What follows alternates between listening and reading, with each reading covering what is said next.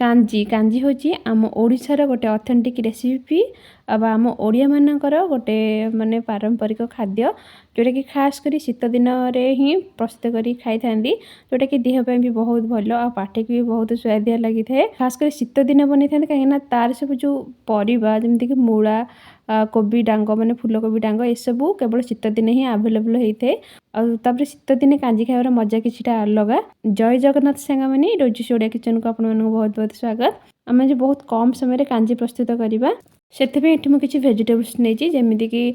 गोटे मूला नहीं आउ 8 ରୁ 10ଟି कोबी डांग माने फूलकोबी डांग नहीं सारुपा 6 ରୁ 7ଟି नहीं फाड़े अमृतभंडा आज जो अमृतभंडा आप काटुंट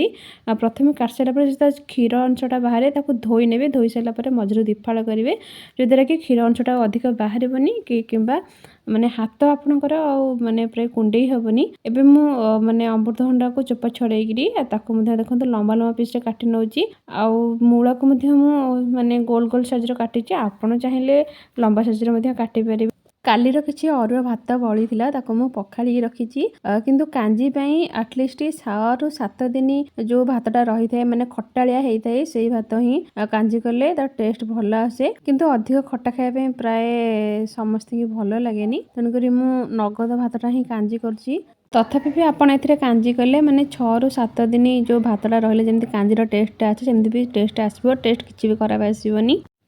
एबे कौन करा गोटे प्रेशर कुकर नवा प्रेशर कुकर रे जो भात आम रांधे ताको आम ऐड करवा ता सहित जो परिवार आम काटिक रखीचे ताको ऐड करवा 1/2 चामच हल्दी पाउडर लुण स्वाद अनुसार नवा कांजीरा टिके अधिक लुण दरकार आ गोटे आंबुल माने आंबुल फाड़ नहीं कहीं जेहेतु शीत दिन भात गुरा बेसी माने खट्टा हो न था तेणुक मु कौन कर फाड़े आंबुल ऐड करी 2 ରୁ 3ଟି कंचा लंका ऐड करी जो थे कि तार बास्ना भल आसो टेस्ट मत बहुत भल हम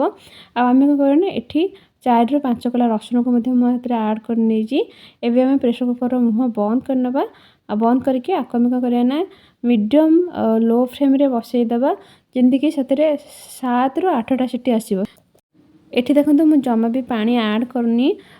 कहीं आम जो भातटा देचे तोराणी ता सहित मिसिकी अच्छी आपड़ देखिए जदि आपको लगे पानी टी सर्टेज हो आउे पानी ऐड करेंगे। एबे देखो 7 ରୁ 8ଟା सीटी आसा मुझे बसईदेली एबे आप गोटे स्पेशली फुटण प्रस्तुत करवा गोटे बड़ चामच नहीं मु सोरिष 1/2 चामच पंच फुटण 1/2 चामच माने छोट चामच रे 1/2 चामच नवा कला जीरा गोटे छोट चामच नवा जीरा किछि जो सुखिला लंकार मंजी जो थे कि तार बास्नाटा बहुत बढ़िया आसो। एबे देखो 7 ରୁ 8 कला रसुण को मुझे भलसे छेची नहीं जीवन जब रसुण छुक नदेवे तार जो बास्ना और टेस्ट जमा भी भल आसोनी आउ देखो 7 ରୁ 8ଟା सीटी आसला ये मुझे प्रेसर कुकर उपरे किसी पानी ऐड कर दूची जो थे कि आमर सीटीटा शीघ्र माने बाष्प गुरा बाहर जावा माने आमर प्रेसर कुकर मुहटा खोलिया सुविधा हे। देखो ये बढ़िया भाव माने आमर सीझी जाइए कांजी आ किसी गरम पानी मुझे फुटेक रखी ऐड करुँच कहीं कांजीटा टिके पतला हेल्ले खाया भल लगे ना सूप टाइप आम ओडिया मानक सूप कहले ही अत्युक्ति हेनी। एबे आप साइड रखीदे और ये देखो मुझे नहीं गोटे कड़े किसी सोरिष तेल माने 3 ରୁ 4 चामच सोरिष तेल 3टी सुखिला लंका आ जो आम फुटण को माने प्रस्तुत कर रखते ऐड करनवा गैस फ्लेम को मीडियम रखा 10 ରୁ 15ଟି भुसुंगा पत्र जोटा कि तार बास्ना बहुत बढ़िया आसो गैस फ्लेम को लो रखिकी एबे आम छेचिक रखी रसुण को ऐड करवा आपको टिके हल्का भाजीदबा जमी रसुणर कलरटा लाइट गोल्डन कलर हम देखो यही टाइप एबे कौन करवा ना जो आम कांजी की सीझे रखी आम ऐड करना जिते भी आपण कांजी ऐड कर कौन करेंगे ना गैस फ्लेम को लो ही रखिए कहीं छिटकी उपरकू पड़ो एबे गैस फ्लेम को हाई करनवा हाई करी ताधरे गोटे फुटण आसवाक दबा गोटे फुटण आसला ये नवा आम गोटे चामच जीरा लंका पाउडर आपड़ चाहिए नहीं पारे ना स्किप करेंगे आपको देले कि तार बास्नाटा आ टेस्टा बहुत भल आसी था।